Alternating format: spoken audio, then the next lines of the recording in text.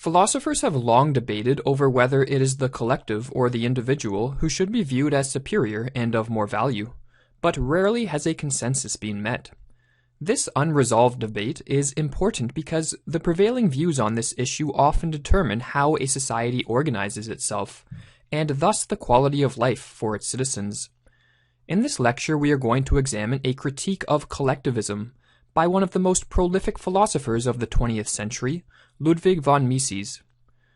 Mises was born in 1881 in the Austro-Hungarian Empire and is best known for his contributions to the field of economics.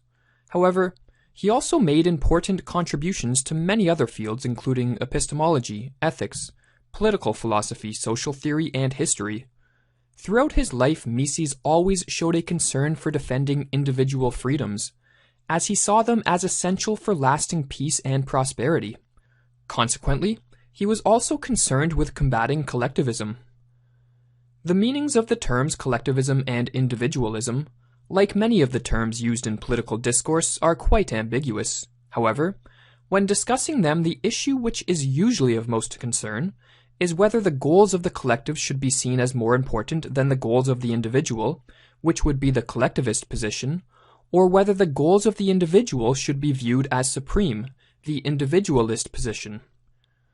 Integral to Mises' critique of the collectivist position was methodological individualism, a doctrine which holds that only individuals act. To Mises, the truth of this was obvious. Only individuals act, and any action by a collective can ultimately be reduced to the actions of various individuals. In The Ultimate Foundations of Economic Science, Mises has this to say about methodological individualism. In denying independent existence of their own to the collectives, one does not in the least deny the reality of the effects brought about by the cooperation of individuals. One merely establishes the fact that the collectives come into being by the thoughts and actions of individuals, and that they disappear when the individuals adopt a different way of thinking and acting.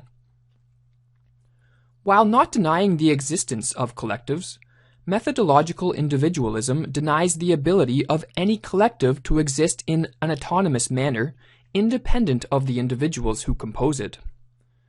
Mises stressed the importance of methodological individualism because he believed that often people who favor the collectivist position will try to assert some form of independent existence to their collective in order to justify the elevation of its goals.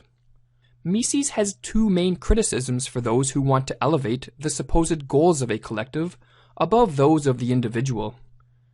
Firstly, Mises stressed a point which is easily overlooked, that being that the creation of a collective is always arbitrary. In other words, because collectives virtually never include the entirety of mankind, criteria must be established to distinguish between who is to be included and who excluded from the collectives. But there is no set way to determine such criteria, and this is why throughout history collectives have taken so many forms, whether it be collectives determined by race, religion, wealth, or country of birth.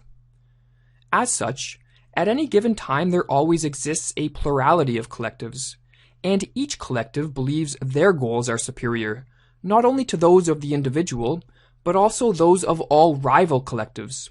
In his work, Theory and History, Mises emphasizes this point by saying, "There is no uniform collectivist ideology, but many collectivist doctrines. Each of them extols a different collectivist entity and requests all decent people to submit to it. Each sect worships its own idol and is intolerant of all rival idols." The second criticism Mises put forth was that the goals which are elevated over those of the individual are never actually the goals of an autonomous collective, as no such thing exists, but rather are merely the goals of those who exert power or influence over the collective at any given point in time. Mises believed that this was why countries which become increasingly collective also become increasingly unstable, as he puts it in his monumental work Human Action. It is true that every variety of collectivism promises eternal peace starting with the day of its own decisive victory. However, the realization of these plans is conditioned upon a radical transformation in mankind. Man must be divided into two classes, the omnipotent godlike dictator on the one hand, and the masses which must surrender volition and reasoning in order to become mere chessmen in the plans of the dictator. There is no need to point out that such designs are unrealizable. In opposition to collectivist doctrines, Mises was in favor of individualism, or in other words, the ability of each individual to choose his or her own goals and act accordingly, whether that led to the starting of a charity to help the poor, working construction, or just sitting on the couch all day contemplating the meaning of life. However, in executing one's plans, Mises believed that each individual should respect the rights and freedoms of others.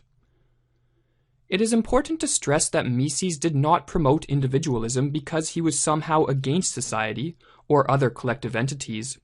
Rather, his strong support for individualism was based on his belief that the individualist position was essential for long-term peace and prosperity. Mises believed that when individuals work to achieve their own goals, they readily recognize the mutual benefits that arise from cooperation, voluntary exchange, and the division of labor, and that these social phenomena are not at all incompatible with the individualist position, but rather incompatible with collectivism. Mises conveys this by saying, "The customary terminology misrepresents these things entirely. The philosophy commonly called individualism is a philosophy of social cooperation and the progressive intensification of the social nexus. On the other hand, the application of the basic idea of collectivism cannot result in anything but social disintegration and the perpetuation of armed conflict." Another philosopher who was strongly against collectivism, but likely for different reasons than Mises, was Friedrich Nietzsche.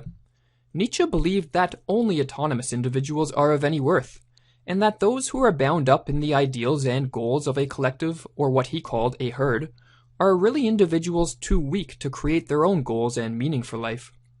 To conclude this lecture, we will quote a short passage by Nietzsche from his work Thus Spoke Zarathustra, which in a much different style puts forth a somewhat similar view to that of Mises. "Somewhere there are still peoples and herds, but not where we live, my brothers. Here there are states." State? What is that? Well then, open your ears to me, for now I shall speak to you about the death of peoples. State is the name of the coldest of all cold monsters.